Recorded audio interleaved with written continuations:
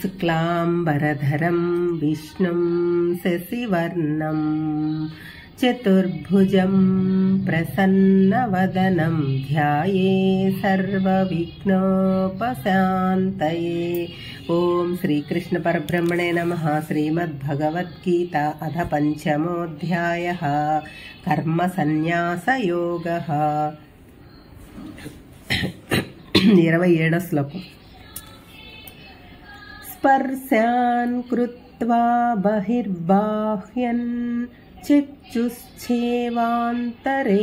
భ్రువోః ప్రాణాపానౌ సమో కృత్వా నాసాభ్యంతరచారిణౌ. 28వ శ్లోకం. యతేంద్రియమనోబుద్ధిః మునిర్మోక్షపరాయణః విగతేచ్ఛ భయక్రోధః యః సదా ముక్త ఏవ సః.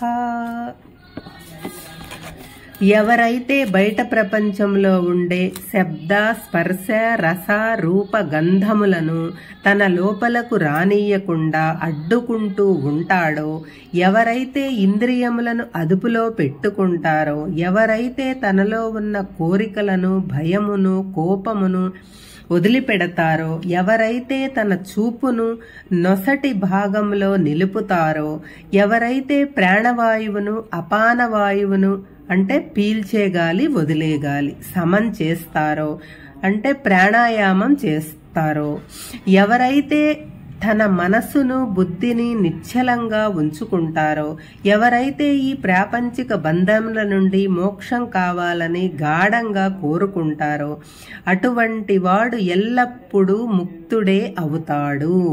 వాడినే జీవన్ముక్తుడు అని కూడా అంటారు. సాధకుడు ఎన్నో గ్రంథాలు చదువుతాడు, కానీ వాటిని అర్థం చేసుకుని ఆచరణలో పెట్టలేరు.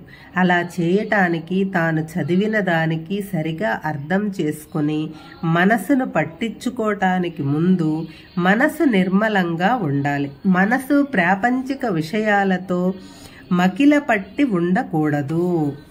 తెల్లగా శుభ్రంగా ఉన్న వస్త్రానికి ఏ రంగు వేసినా చక్కగా అతుకుతుంది.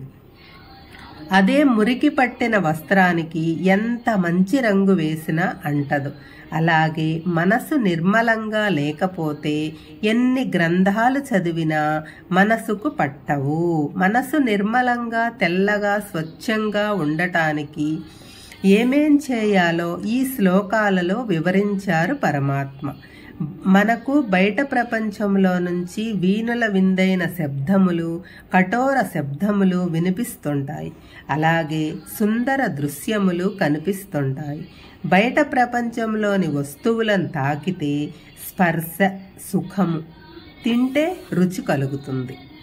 ఇవన్నీ బాహ్య ప్రపంచంలో నుండి మన లోపలికి ప్రవేశించినవే. మనం తలుపు బార్లా తెరిచి పెడితే దొంగలు కుక్కలు అన్నీ లోపలికి వస్తాయి. అదే తలుపు మూసి ఉంచితే మనకు ఇష్టమైన వాళ్ళు మన వాళ్ళు మాత్రమే ఇంట్లోకి వస్తారు. దొంగలు కుక్కలు పిల్లలు వస్తే కొడతాము, తరిమేస్తాము. అలాగే మన మనసు ద్వారాలను కూడా బార్లా తెరచి పెడితే అవసరమైనవి అనవసరం లేనివి అన్ని విషయములు మనసులోకి తీసుకొని వస్తాయి. అదే మనసును మన అదుపులో ఉంచుకుంటే మనకు కావలసిన వాటిని మాత్రమే మనసులోకి అనుమతించబడవచ్చు. ఒకవేళ ఏవైనా బలవంతాన లోపలకు తీసుకుని రావటానికి ప్రయత్నిస్తే బుద్ధి అనే కర్రతో వాటిని కొట్టి బయట గెంటవచ్చు. అలా కాకుండా అన్నిటినీ లోపలకు రానిస్తే చెడు అలవాట్లు అన్నీ మొదట అమాయకంగా మనసు లోపలకు వచ్చి అక్కడే తిష్ట వేసుకుని కూర్చుంటాయి. ఓ పట్టాన వదలవు, మనిషిని నాశనం చేస్తాయి. కాబట్టి ముందే నో అడ్మిషన్ బోర్డు పెట్టాలి.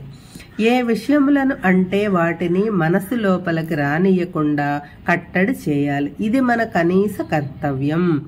ఈ విషయం చెప్పటానికే స్పర్శాన్ కృత్వా బహిర్బాహయాన్ అని వాడారు పరమాత్మ. చక్షుచ్చౌ వాస్తరేభ్యహో అని కూడా అన్నారు. అబ్బే, నేను వినను, తాకను, రుచి చూడను, కానీ ఊరికే చూస్తూ ఉంటాను అంటే లాభం లేదు. కళ్ళు కూడా చెడు విషయములను లోపలికి చేరవేస్తాయి. కాబట్టి చూపును కూడా మన స్వాధీనంలో ఉంచుకోవాలి. అందుకే ధ్యానం చేసేటప్పుడు చూపును 2 కనుబొమ్మల మధ్య అంటే ఆజ్ఞాచక్రంలో నిలపాలి. పూర్తిగా కళ్ళు మూసుకుంటే తమోగుణం ఆవరించి నిద్ర వస్తుంది. అలా కాకుండా మెలకువగానే ఉండి చూపును నసల దగ్గర కేంద్రీకరిస్తే మనసు నిలకడగా ఉంటుంది.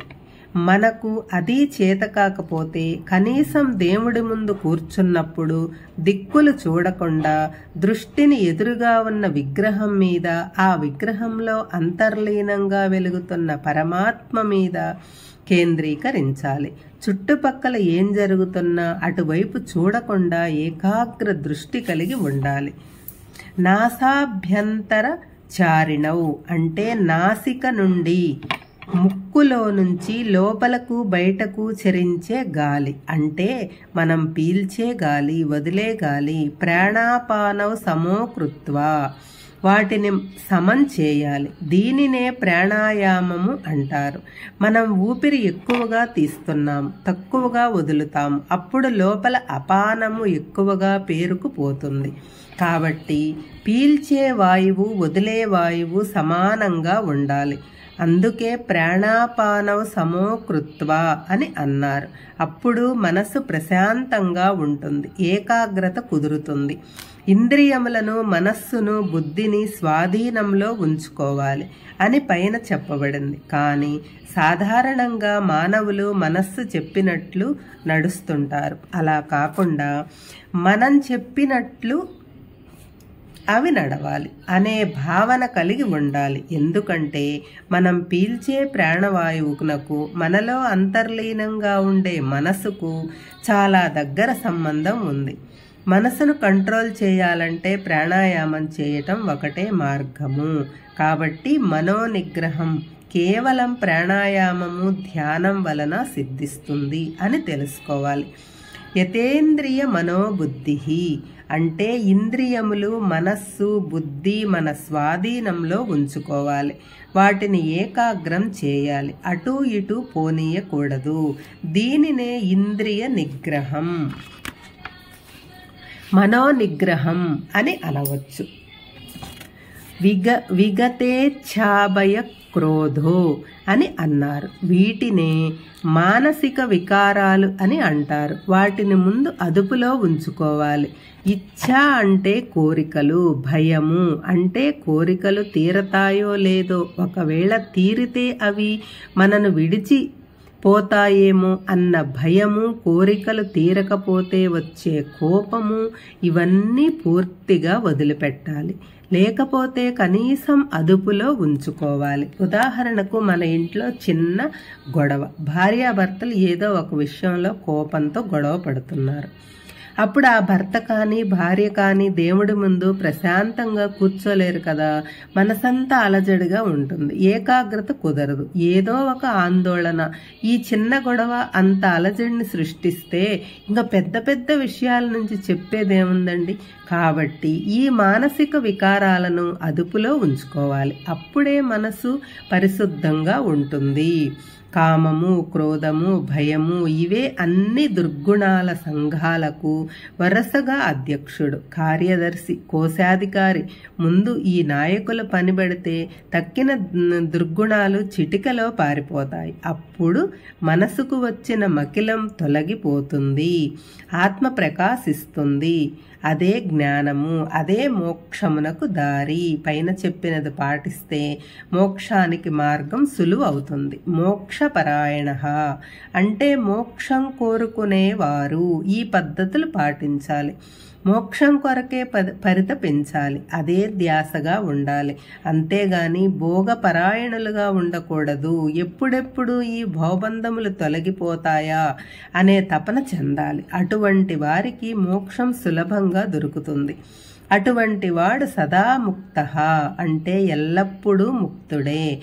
వానిని జీవన్ముక్తుడు అని అంటారు. కాబట్టి మోక్షము కొరకు ఈ లోకంలోనే, ఈ జన్మలోనే, ఈ దేహముతోనే సాధన చేయాలి. కుదురుతుంది కాబట్టి, చేయటం కుదురుతుంది కాబట్టి ఈరోజే, ఇప్పుడే మనం సాధన మొదలు పెట్టాలి అని పరమాత్మ బోధ చేశారు. హరే కృష్ణ.